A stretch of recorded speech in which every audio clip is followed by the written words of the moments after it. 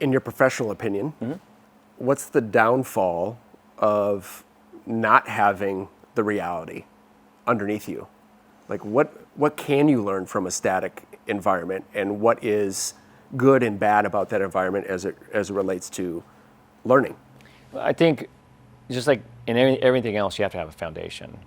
And non-moving simulators, I think, give you a great foundation. And for some drivers, like myself, I don't come from a racing background, I don't come from money, so I had to come up with whatever I could over the years at whatever level of what I could afford and what was out there for me to be able to use. You're going to do what you can do at the level you can do it. And if your best way to get into the sport is through a non-moving, then that's what you have to do. Now, as you continue on and become at a very high level, very professional level, teams, manufacturers, sponsors, you are driven to perform.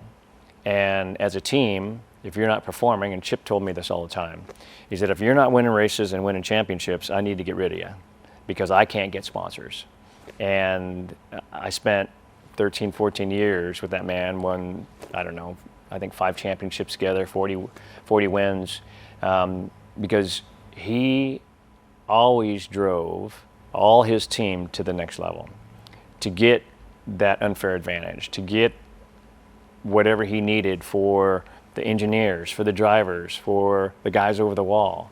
And inclusive of that was, being involved with sims and relying on the drivers to train at the level, whether it's a physical level of weights, reaction time, or the reality of sitting behind a vehicle like this and getting the reality of driving.